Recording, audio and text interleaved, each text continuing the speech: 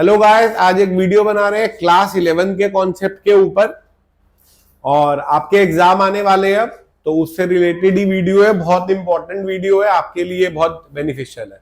Clear है? तो इस वीडियो में हम बेसिकली कुछ टॉपिक्स छोटे छोटे से कवर कर रहे हैं, एमसीक्यू फॉर्म में, नॉलेज की फॉर्म में, ये सब। क्लियर है? सबसे पहला क्वेश्चन जो आपके नॉर्मली आ सकता है पेपर में, what is the last step of accounting process? तो लास्ट स्टेप अकाउंटिंग प्रोसेस का कौन सा होता है? कम्युनिकेटिंग टू यूजर्स, आंसर है इसका। क्लियर है?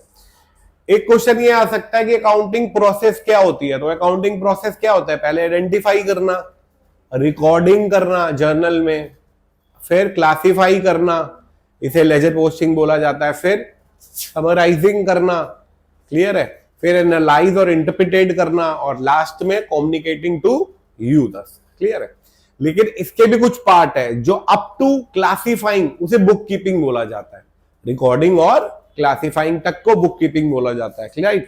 उसके बाद अकाउंटिंग बोला जाता है। क्लियर है? नेक्स्ट एक क्वेश्चन जो आ सकता है, फाइनल अकाउंट्स या फाइनेंशियल स्टेटमेंट में कौन कौन सी स्टेटमेंट्स आती है? तो पहली ट्रेडिंग अकाउंट, दूसरी प्रॉफिट एंड लॉस अकाउंट, तीसरी बैलेंस शीट। क्लियर है? अगर आपकी कंपनी बिजनेस एंटिटी या आप पैसा कमा रहे हो उससे, तो ये बनती है। क्लियर है? अगर आपकी एनपीओ है, नॉन प्रॉफिट ऑर्गेनाइजेशन, क्लियर है, तो वो trading and profit and loss account नहीं बनाती। क्लियर है? वो बनाती है इनकम एंड एक्सपेंडिचर अकाउंट। कौन सा अकाउंट बनाती है? Income and expenditure account. Clear है? अगर आपकी कंपनी है कोई, राइट, क्या है? कंपनी, तो वो ट्रेडिंग पीएनएल नहीं बनाते, वो स्टेटमेंट ऑफ पीएनएल बनाते हैं, statement and profit and loss account. NPO का दोबारा बता दूं, एनपीओ ट्रेडिंग पीएनएल ये सब नहीं बनाते, वो इनकम एंड एक्सपेंडिचर अकाउंट बनाते हैं। क्लियर है? नेक्स्ट पॉइंट देखिए, नॉर्मली सेल्स को सेल्स बोला जाता है, लेकिन कंपनी में उसे सेल्स नहीं बोला जाता, उसे बोला जाता है रिवेन्यू फ्रॉम ऑपरेशन। क्या बोला जाता है? Revenue from operation. ये पॉइंट याद रखना। क्लियर है? एक क्वेश्चन और बहुत आता है, quality of man power record नहीं होती अकाउंटिंग में, या होती है? आंसर इज नहीं होती। क्यों? क्योंकि वो क्वालिटेटिव नेचर की चीजें रिकॉर्ड नहीं करती, क्वालिटेटिव चीजें रिकॉर्ड नहीं करती। नेक्स्ट पॉइंट,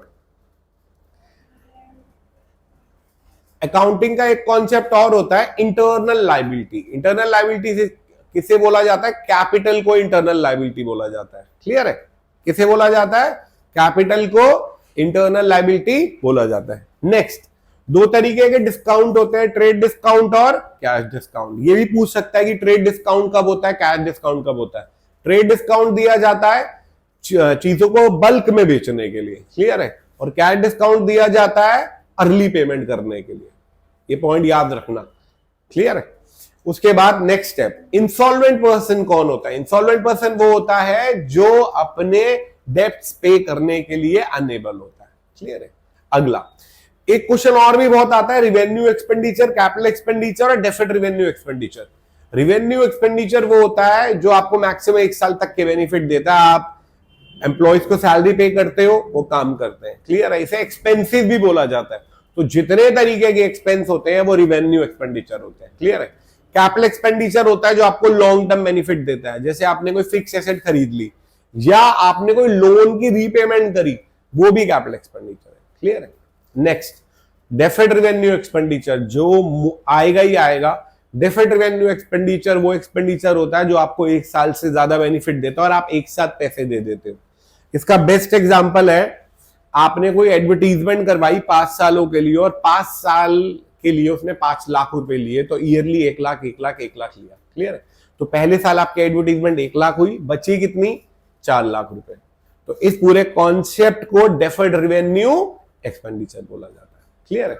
नेक्स्ट चीज, आप कोई भी फिक्स एसेट खरीदते हो, नई खरीदो, सेकेंड हैंड खरीदो, खरीद रहे हो, उसको पुट टू यूज में लाने के लिए अगर आप कोई भी खर्चा करते हो तो वो उसी एसेट के नाम से आता है। एग्जांपल देता हूं, pay 250 as wages on the installation of new machinery.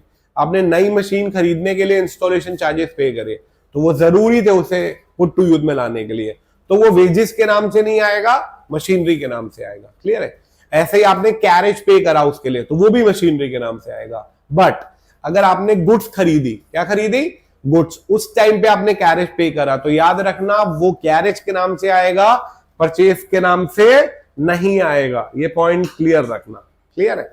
Next चीज, आप कैश बेसिस अक्रूवल बेसिस अगर बना रहे हो तो कैश बेसिस में ट्रांजैक्शन किस बिहाफ पे रिकॉर्ड होती है? जब वो कैश में आती है या कैश में जाती है। क्लियर है? चाहे वो इस साल की हो चाहे वो अगले पिछले साल की हो। अक्रूवल बेसिस में क्या होता है? जो इस साल का होता है वही आता है, अगले पिछले साल का कुछ भी नहीं आता। क्लियर है? नेक्स्ट चीज, आपसे ये भी पूछ सकता है कैश बुक किसका पार्ट है? जर्नल लेजर किसका? Cash book is a part of journal. Clear है? जर्नल को सब डिवाइड किया जाता है कैश बुक में, परचेज बुक में, purchase return, cell book, cell return और जर्नल प्रॉपर। क्लियर है? कैश बुक ओरिजिनल एंट्री की होती है, क्रोनोलॉजिकल ऑर्डर में लिखी जाती है। क्लियर है?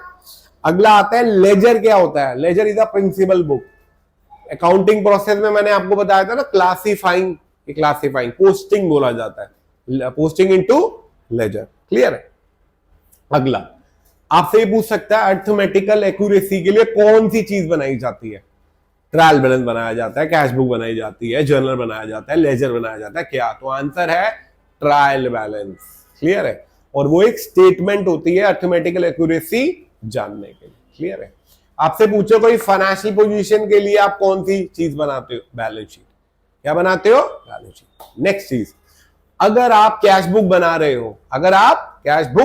रहे हो, तो आपको क्या लेजर में कैश और बैंक का लेजर बनाने की जरूरत नहीं होती। क्लियर है? नेक्स्ट चीज, कौन से ऐसे अकाउंट होते हैं जिनका बैलेंस सीडी नहीं निकाला जाता? पर्सनल, रियल या nominal? Answer is nominal. Nominal क्यों? क्योंकि उनकी क्लोजिंग एंट्री करके उन्हें खत्म कर दिया जाता है और वो अगले साल नहीं आते। लेकिन जो पर्सनल और रियल है वो हर आगे भी जाते हैं। क्लियर है? इतना क्लियर? चलिए, आई होप ये आपको सारी चीजें क्लियर हो गई होगी। चलिए, दैट्स ऑल फॉर टुडे।